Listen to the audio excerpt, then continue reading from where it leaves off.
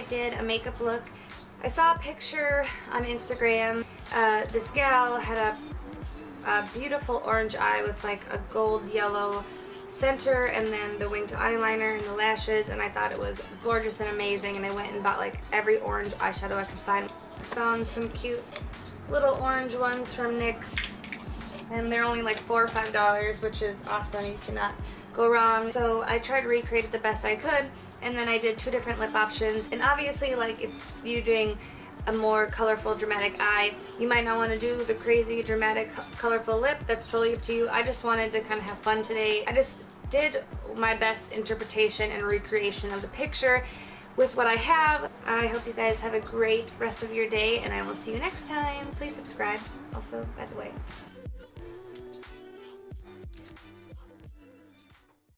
Starting with my MAC Prolongwear Paint Pot in Soft Ochre, I'm going to use this to prime for eyeshadow, and I'm going to just buff it all over my lid with my finger, and it's going to help neutralize any discoloration as well as prime my lid for eyeshadow.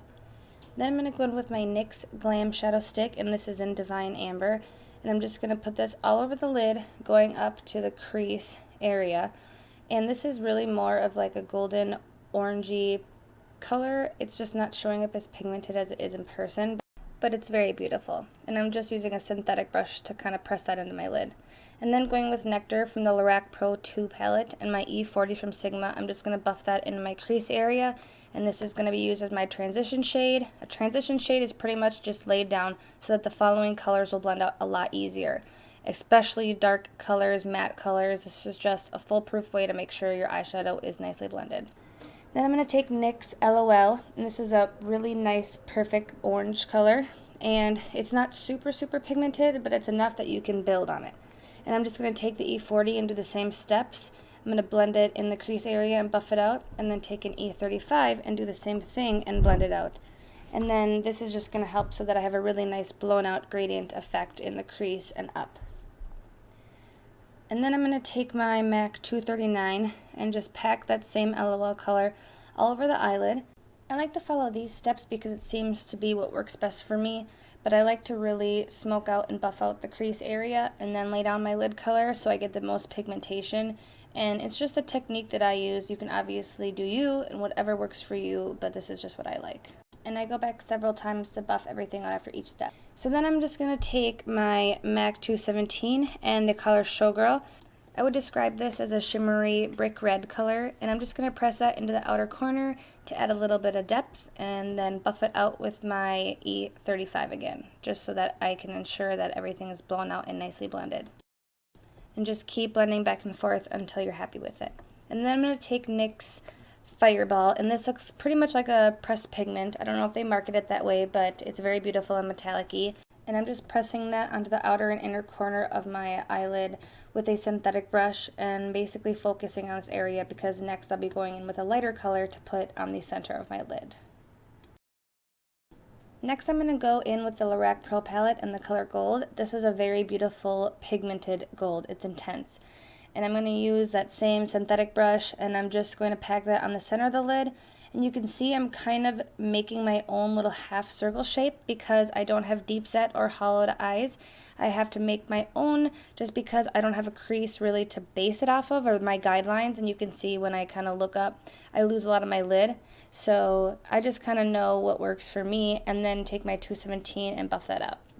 So today I'm using the Maybelline Eye Studio gel liner, and it's black, and I'm using a Makeup Forever eyeliner brush, and I just recently got into the gel eyeliner game, and so I definitely need some more practice, but I feel like I have more control with the gel liner as opposed to liquid. I'm just so used to liquid, but I definitely like the gel. It's just that this is the first brush I've ever found that I can even remotely get to make the winged liner with, so I'll get it eventually, but yeah, I'm just gonna make a wing, a little triangle, fill it in, connect it to my lash line. You can make it as long, as thick, as wide as you want.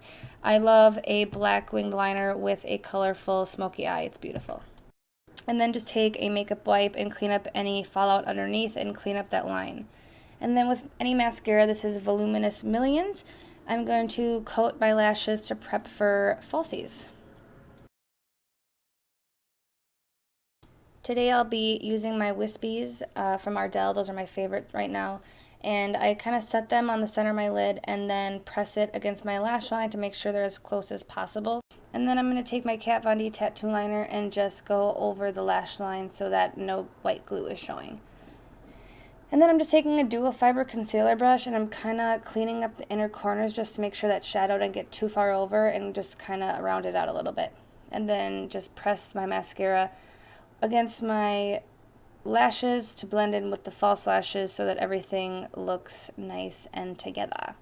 Now for the face, I'm using Benefit Porefessional primer and I'm just going to buff that all over, focusing it in my T-zone where my pores are more noticeable. And I also like how this helps with my foundation application.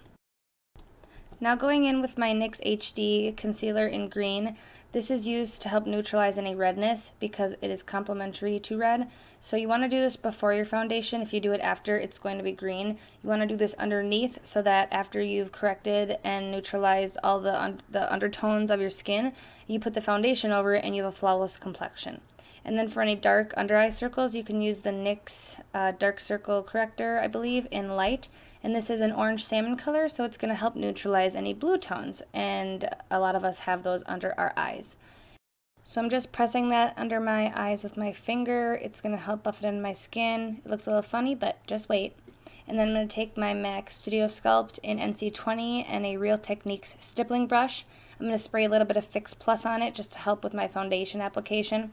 And I'm just going to buff this into my skin. I've been using this for the last couple days and I like it. It's medium coverage, so I have to build it up a little bit. But as you can see, where I had the green and the orange concealer, you can't see it anymore. The foundation definitely covers it up, but it's going to help so that that redness and those dark circles don't come throughout the day underneath your foundation. It's just going to make sure that those undertones that we have naturally are concealed and cover up. But like I said, you definitely want to do that before you do foundation. If you do it after, it's going to be really hard to cover up that really intense green color. And just be sure to get that nice and close to the hairline on the ears if you need to, and the jawline and your neck. And then I'm going to take my MAC Pro Longwear Concealer in NW20, and I'm just going to smooth that onto my under eye area in a upside down triangle shape. And I'm going to take my Beauty Blender to buff this in, and I have made a cream contour and highlight video, which I have not edited yet, but it'll be up soon. And I go into a little more depth, but I can tell you that I love this Beauty Blender because it is porous, so it helps absorb any excess product on your face. So if you're using it for foundation or concealer, either one, it doesn't lay cakey. It helps to press a little bit of extra moisture into your skin, so it just helps everything look very flawless. And I really recommend this tool for everybody. Just make sure you keep it clean and wash it after each use because it is more prone to hold bacteria because it is wet. And then I'm going to use the MAC Prep and Prime in Light Boost to highlight the other high points of my face. You want to put this anywhere where you are looking to have it reflect light, look elevated, conceal any redness or blemishes. And then as well as the under eye concealer, I'm just going to blend this with my Beauty Blender. And it just helps to give a lot of contrast and dimension to my face and gives it the illusion that that is where the light is naturally hitting my face. And then I'm going to take my Kat Von D Shade and Light, and I'm going to take the Powder Lyric, which is a light yellow, kind of like the Anastasia Beverly Hills Banana Powder, and I'm going to use this to set my under eye concealer as well as my forehead and nose. And then I'm going to go back with that Showgirl color and my E15 from Sigma and just press this into my lower lash line. And I like this because it helps round out my eyes and also give it more of a smoky color effect. And then I'm going to take any pencil brush, this is an E30 from Sigma, and LOL, that orange color, and use this to buff out the Showgirl and make sure that there's no harsh lines. Then with a clean pencil brush, just buff it out even more so. And then I'm using the NYX 24 karat gold eye pencil today, and you can use black or white or whatever you'd like, but I wanted to use the gold so that it would accentuate and bring out the pop of gold I had on the center of my lid. And then just put mascara on your lower lashes. This is the Telescopic, which is a great lower lash mascara. So finally, I got the NARS Eat a Brush, so I'm going to use that to contour today. And I'm going to use it to hollow out my cheekbones just to elevate them a little bit and make my face look a little bit slimmer. So I follow the natural hollows on my cheeks and then I buff it upwards. So that's going to help make the bottom of my cheekbone look a little higher so my cheeks look higher. And then I take my F05 from Sigma and I'm going to buff that on my forehead just to make my forehead appear a little smaller and also bring a little more color and depth to my face because I am on the pale side, y'all. And I love this F05 brush for blending out my contour because it's dense enough to where you can really carve out your face, yet if you put enough pressure, you can get it to kind of expand to where you can buff everything out and make sure it's blended. And then I just hit my jawline. And then I'm going to take the Betty Luminizer because I wanted a little extra depth, and this has kind of a little bit of a shimmery sheen to it, not as much as it looks like in the pan, but a little bit. So it gives you a nice bronzy glowy effect, which is especially nice in the winter months since there is no sunlight here in Minnesota in the winter. And then I'm just going to contour my nose a little bit. And then taking Bliss from Makeup Geek, which is my favorite blush, and a buxom blush brush, and just put that on my cheeks, you know the deal. And then going with my favorite product of the day, the Bobbi Brown Shimmer Brick in Beige, and I was very excited to get this. And my F35 from Sigma, and I'm going to use this to highlight. So I'm going to place this on the high points of my cheekbones, the bridge of my nose, and my cupid's bow. And what this is going to do is it's going to reflect light. So it's going to make those features appear a little more elevated and give me a very glowy, luminous effect. And then I'm going to take MAC Shroom and any little fluffy brush, dense, doesn't really matter. And I'm just going to place that under the arch of my eyebrows just to give it a little highlight as well as the inner corners. And then I'm just going to hit the lips. They're looking chapped as hell. Then with my Anastasia Dipbrow and Soft Brown, I'm going to very quickly show you a clip of me filling them in, but I do have a brow tutorial coming very, very soon. And then I'm just going to set my T-zone with my MAC Studio Fix in C5 just to set my foundation.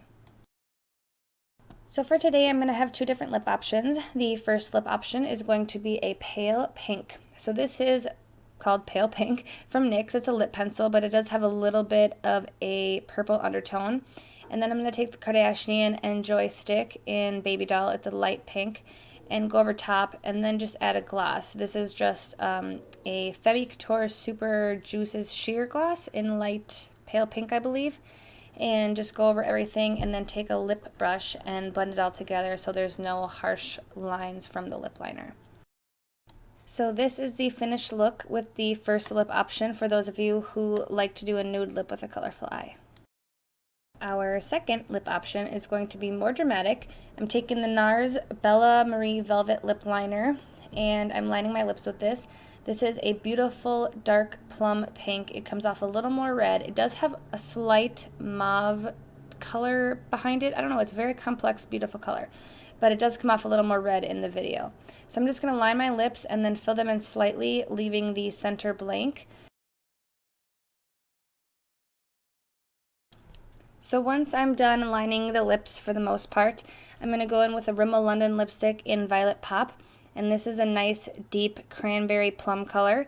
And I'm just going to put that all over my lips. And then go in with another Rimmel London in Latino lipstick. And I'm going to hit that on the middle of the lip and the top. And this is just going to make my lips appear fuller and a little more pouty. And then I'm going to go ahead and clean up my lips with the NYX Wonder Pencil, and I define the edges of my lips. That way the lipstick doesn't bleed throughout the day, but also it just sharpens it up and gives it a really nice, clean, defined shape. And last but not least, I'm going to use my MAC Fix Plus today to set my makeup. I love the smell of this product. I'm just going to mist it all over my face, and it's going to lock in my makeup and give me a little additional hydration. So I hope you guys like it. This is the finished look. Have a great day.